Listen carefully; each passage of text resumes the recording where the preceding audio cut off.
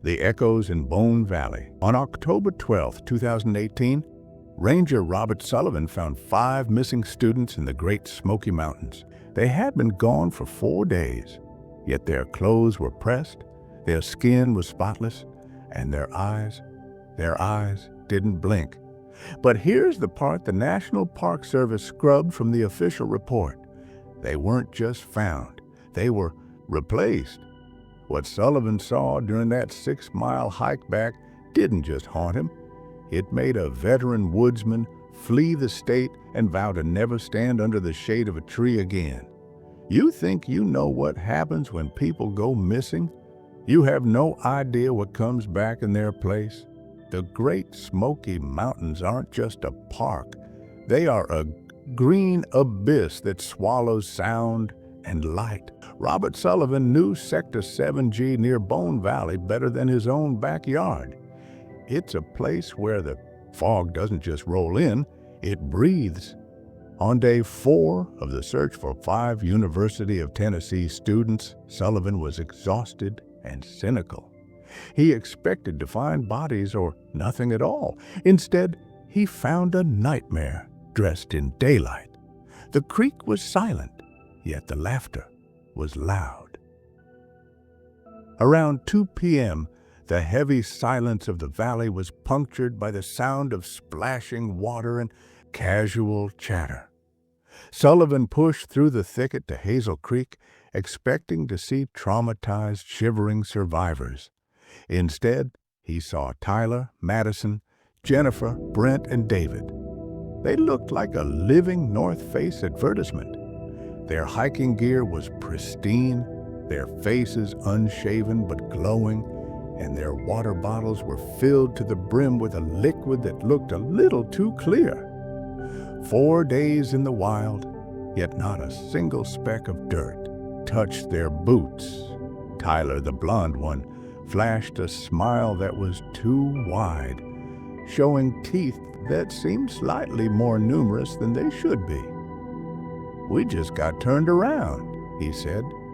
His voice had the casual lilt of someone who had just stepped out of a coffee shop, not someone who had survived 3 nights in the most unforgiving terrain in Tennessee. Sullivan felt a cold prickle at the base of his spine. This wasn't relief. This was an instinctive, primal fear. Sullivan realized the water in their bottles wasn't moving when they tilted them. It was a solid, gelatinous mass mimicking liquid. Sullivan reached for his radio to alert base. When the static hissed, Jennifer, the dark-haired girl, didn't just flinch, she hissed back. Her pupils dilated until her eyes were twin pools of ink. "The noise," she whispered, her voice vibrating with a metallic resonance. "It's too loud for the frequency." Sullivan froze. He checked his manifest, reading their names aloud to verify their identities. As he spoke, all 5 daunt heads snapped toward him and nodded in a single, synchronized motion. It wasn't 5 people nodding. It was one mind controlling 5 bodies. "We got lost at the clearing with the 3 oaks," Madison said. The others echoed her perfectly, a 5-part harmony of a lie. Sullivan had patrolled Hazel Creek for 8 years. There was no clearing with 3 oaks. He felt the hair on his arm stand up. He knew he was outnumbered by something that didn't understand the geography of the world it was trying to inhabit. He told them it was a 6-mile hike out. They didn't ask for food. They didn't ask for rest. They just waited. They stood up. There was no grunting, no stretching of stiff muscles. They rose like puppets being jerked upward by invisible wires. As the trek began, Sullivan noticed the pacing. Most survivors stumble or lag, but these 5 moved with a rhythmic, mechanical precision. They walked in a tight formation, their footsteps hitting the forest floor at the exact same millisecond. Thud, thud, thud. A single heartbeat shared among 5 husks. As they walked, Sullivan looked down and realized that despite the muddy trail, the students were leaving no footprints. The ground didn't even indent under their weight. Sullivan tried to break the tension with small talk, asking about their lives at UT. "What are your dot majors?" he asked, his heart hammering against his ribs. Tyler and Brent answered at the exact same time. "Biology," Tyler said. "Engineering," Brent said. They didn't correct each other. They stopped dead in their tracks and stared at one another, their eyes vacant, as if they were downloading a correction from a distant server, the mimics of Hazel Creek. They claimed to have survived on berries, but in October, the Smokies only offer poison. Ranger Sullivan watched in horror as the 5 students mirrored his every move with surgical precision. But the true terror began at Sawdust Creek. When he looked into the water, the reflections staring back weren't human. They were elongated, many-limbed shadows that defied biology. Now, miles from safety, the things wearing his students' faces have started asking him questions, personal questions. They want to know if anyone will miss him when he disappears. And the fog is getting thicker. The girl in the fleece spoke about eating berries as if she were describing a picnic. Sullivan's stomach churned. It was October. The forest was a graveyard of seeds and toxins. To survive on berries here was a physical impossibility, yet she smiled with teeth that looked too sharp for fruit. Sullivan didn't argue. He just kept his eyes on the trail as the fog descended like a heavy, wet shroud, erasing the world around them until only 20 feet of reality remained. No matter how fast Sullivan ran or how slow he crawled, the student stayed exactly 10 feet behind him, down to the inch. At Sawdust Creek, the rocks were slick with moss and death. Sullivan crossed first, his boots slipping on the jagged stones. When he turned back to help, he glanced at the surface of the rushing water. The reflection didn't show 5 students. It showed 5 towering, distorted silhouettes with limbs that jointed in the wrong directions. Spidery, pale things that flickered like a glitching video. Sullivan blinked, and they were already across the water, standing in a silent, predatory semicircle. He never heard a single splash. They hadn't stepped on the rocks. They had glided over them. The air began to change, thickening with a metallic tang that tasted like pennies on the tongue. It was the smell of old blood and ozone. 2 miles from the trailhead, the question started. "Do you have a family, Robert?" David asked, his voice devoid of emotion. "Do you live alone?" Sullivan's hand shook as he reached for his radio. "Lucky guess," they all whispered in unison before he could even speak, their voices overlapping into a single terrifying drone. As they stepped closer, Sullivan noticed they weren't breathing. In the freezing mountain air, his breath puffed in white clouds, but their chests were perfectly still. "Please don't use the radio," the girl said, her eyes fixed on his throat. "The noise, it hurts our transition." Sullivan's heart was a trapped bird in his chest. He was a veteran, a man of logic, but logic had died back at the creek. He noticed their clothes again. No mud, no snags from the thick laurel, bushes, and no mosquito bites, despite the swarms. Their water bottles remained impossibly full, the liquid inside swirling with a bioluminescent glow that definitely wasn't water. Their boots were factory new, as if they had been created 5 minutes before he found them. 1 mile from the parking lot, the group hit an invisible wall. They stopped simultaneously. Tyler, the blond one, began describing a cave where they had stayed, a place of white limestone and underground rivers. Sullivan knew every inch of Bone Valley.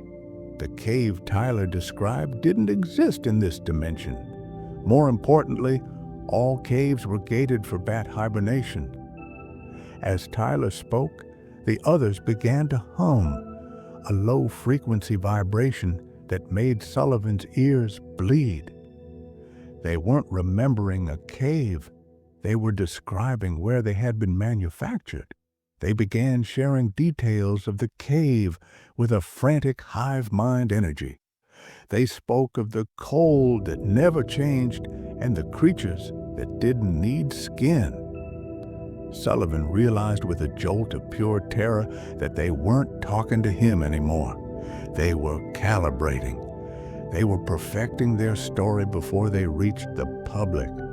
They weren't the victims of the Great Smoky Mountains. They were the infection the mountains were trying to vomit out. Sullivan looked at Tyler's hand and saw the skin begin to peel back, revealing not muscle or bone, but a shifting, translucent substance that hummed with 1,000 tiny voices. We stayed in the dark until the light told us it was time to be you, Tyler whispered, his eyes now entirely black. The 5 of them took a synchronized step toward Sullivan, their movements no longer human, but a terrifying fluid scramble. The parking lot was only a mile away, but Sullivan knew that if those things reached the trailhead, they wouldn't just be 5 missing students anymore. They would be the end of everything he knew, the gift of Bone Valley. Ranger Sullivan thought he was leading 5 students to safety, but he was actually escorting a virus into the world. The terror peaked when they began describing a man who died 3 years ago, sharing his food in a cave that doesn't exist. They knew his name. They knew his secrets. And as they stepped out of the fog and into the light of the rescue teams, they didn't just change their story, they changed their very nature. But the parting words they whispered in Sullivan's ear are the reason he'll never go back. They didn't just leave something behind in the woods, they left something inside him. The fog was a living wall now, swirling with the phantom voices of the 5. Then the girl in the fleece spoke, her voice dropping into a cold, rhythmic chant. She began describing a man they met in that impossible cave, an older hiker with a red bandana and a distinct scar on his left hand. Sullivan felt the air leave his lungs. She was describing Tom Hutchinson. Tom had been Sullivan's mentor, a man who had died of a massive heart attack on a trail 3 years prior. Sullivan had felt Tom's pulse fade to nothing under his own fingers. They weren't just mimicking the living, they were harvesting the memories of the dead. Tom said you were one of the good ones, all 5 whispered, their voices coming from the mist in 5 different directions at once, despite them standing right behind him. He said, you understand that these mountains were here before the maps, before the humans, Sullivan's radio hissed, Diane asking for a status update. As his hand moved toward the device, the students didn't walk toward him. They simply appeared closer, as if the space between them had been deleted. The static on the radio wasn't interference. It was the sound of 1,000 screaming insects. Sullivan gave the update, his voice a practiced mask of calm. He told Diane they were minutes away. The students watched him with those unblinking, ink pool eyes, their faces as smooth as polished stone. The final mile was a slow-motion nightmare.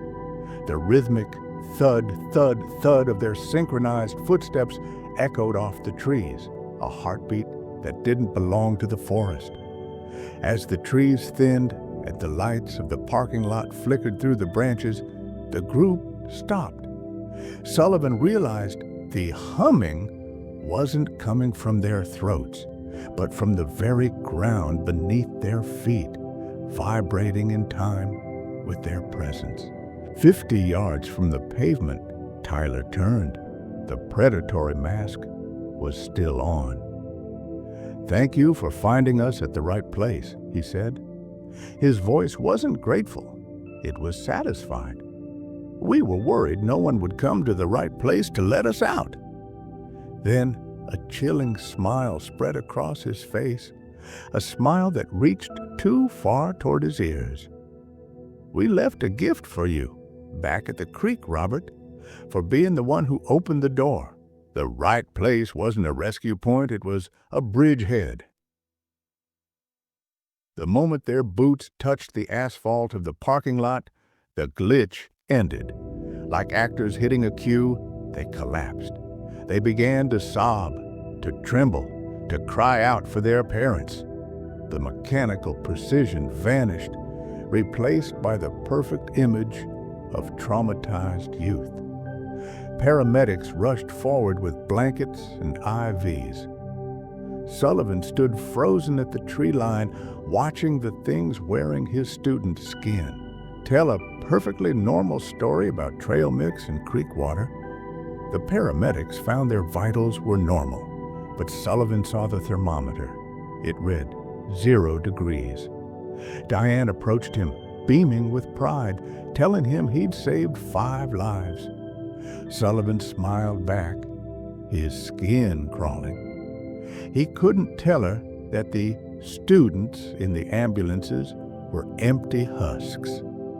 He couldn't tell her that the Great Smoky Mountains had just successfully sent 5 scouts into the heart of the city. He went home, packed his bags, and drove until the mountains were a blur in his rearview mirror. He never looked back. 3 months later, a hiker found Sullivan's gift at Hazel Creek. It was Sullivan's own internal organs, perfectly preserved in a jar, yet he was still alive and breathing in another state. The final twist. Sullivan sat in a diner in Seattle, thousands of miles away, staring at a news report. The 5 students were being hailed as miracle survivors. But as the camera zoomed in on Tyler's face, Tyler didn't look at the reporter. He looked directly into the camera lens at Sullivan, and his reflection in the TV screen didn't match his face. The reflection was a tall, many-limbed shadow. Sullivan looked down at his own hand and realized the skin was starting to peel, revealing a translucent, humming substance underneath. He wasn't the one who rescued them. He was the one they brought back to carry the rest of them. The final descent, some of them walk out. Ranger Robert Sullivan went back to the creek to find his gift, but he found a death sentence instead. Sitting on a stone was a damp red bandana, the exact one his friend Tom was buried in 3 years ago. Beneath it, a note in a dead man's handwriting revealed the sickening truth about the 5 students he just released into the world.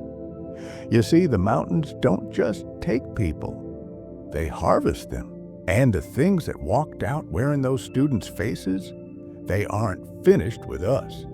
Tonight, the true story of the Smokies comes to light, and you'll realize why some doors should never be opened. The next morning, the Smokies felt like a crime scene where the evidence was still breathing. Sullivan returned to Bone Valley alone, the air tasting of iron and impending rain. He reached the creek, the water churning like black oil against the jagged rocks. There, resting on the exact spot where Tyler had sat, was the red bandana.